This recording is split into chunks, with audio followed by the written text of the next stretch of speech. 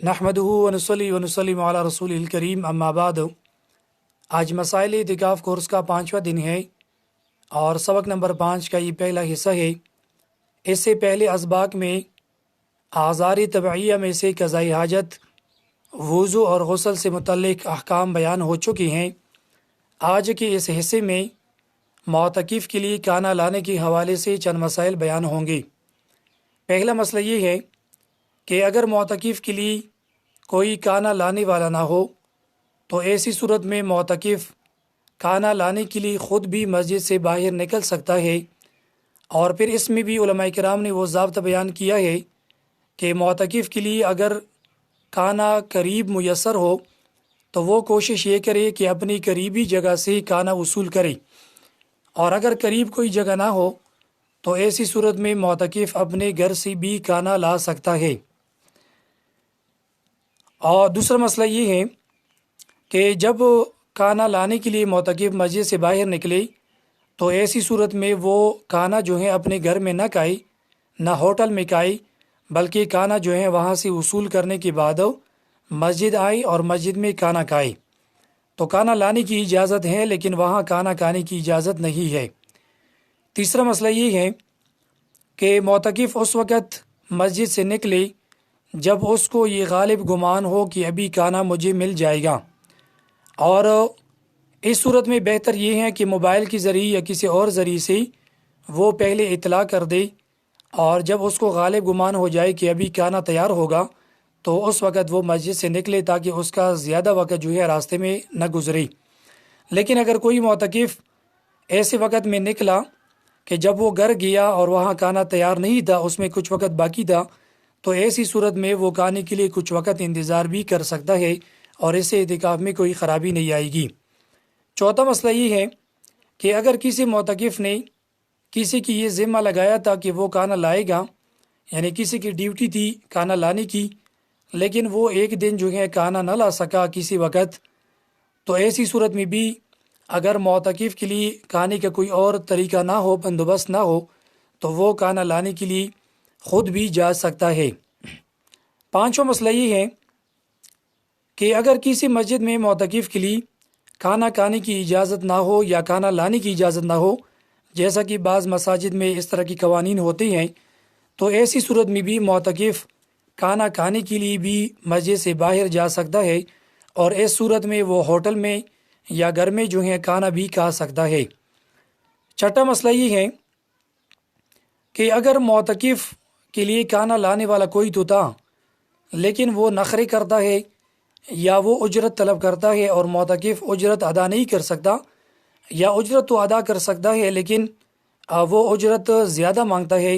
تو ایسی صورت میں اگر معتکف جو ہے خود کھانا لانے کے لیے جائے گا تو اعتکاف میں کوئی فرق نہیں آئے گا۔ ساتواں مسئلہ یہ ہے کہ معتکف جب کھانا لانے کے لیے مسجد سے باہر جائے تو ایسی صورت میں راستے میں آتے جاتے وقت اگر وہ کوئی چیز کھانا چاہے تو وہ کھا سکتا ہے، اس کی ممانعت نہیں ہے۔ آٹھواں مسئلہ یہ ہے کہ اگر مسجد میں پینے کے لیے پانی نہ ہو تو ایسی صورت میں بھی معتکف پانی پینے کے لیے یا پانی لانے کے لیے مسجد سے باہر جا سکتا ہے، جس طرح کھانا لانے کے لیے جا سکتا تھا اسی طرح پانی پینے کا بھی حکم ہے۔ نواں مسئلہ یہ ہے کہ اگر معتکف کے پاس برتن ہے لیکن وہ گندا ہے اور اس میں اس کا یعنی وہ کھانا نہیں کھا سکتا، اس کا مزاج اس طرح ہے، تو ایسی صورت میں اگر کوئی موجود ہو تو اس کو کہہ دے کہ یہ برتن دھو لے، لیکن اگر کوئی موجود نہیں ہے یا وہ بات نہیں مانتا یا اس کو معتکف نہیں کہہ سکتا، تو ایسی صورت میں وہ خود برتن دھونے کے لیے بھی مسجد سے باہر جا سکتا ہے۔ 10واں مسئلہ یہ ہے کہ معتکف کے لیے کھانے پینے کی ضروری اشیاء اپنے ساتھ مسجد میں رکھنا، اعتکاف کی جگہ میں رکھنا، اس کی اجازت ہے۔ 11واں مسئلہ یہ ہے کہ معتکف کے لیے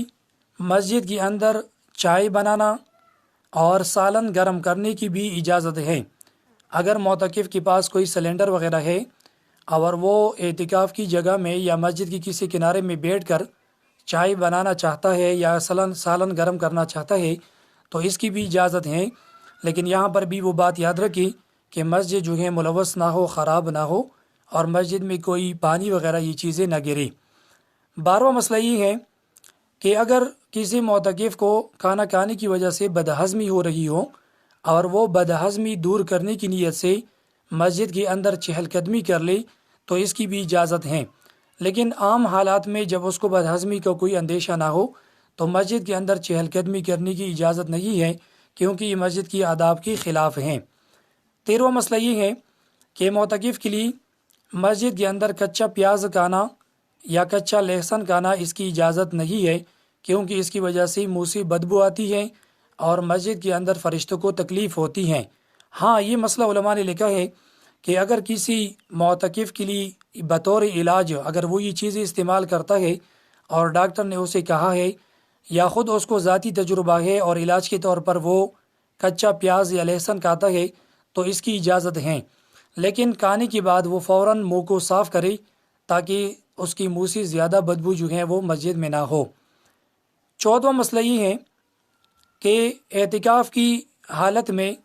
مسجد کے اندر سگریٹ پینا یا حقہ نوشی کرنا اس کی اجازت نہیں ہے، اور اسی طرح مستقل طور پر سگریٹ پینے کے لیے، تمباکو منہ میں رکھنے کے لیے یا حقہ نوشی کے لیے مسجد سے مستقل طور پر نکلنے کی اجازت بھی نہیں ہے۔ ہاں، جب مسجد میں یعنی مسجد سے معتکف قضاء حاجت کے لیے یا وضو کے لیے کسی جگہ جا رہا ہو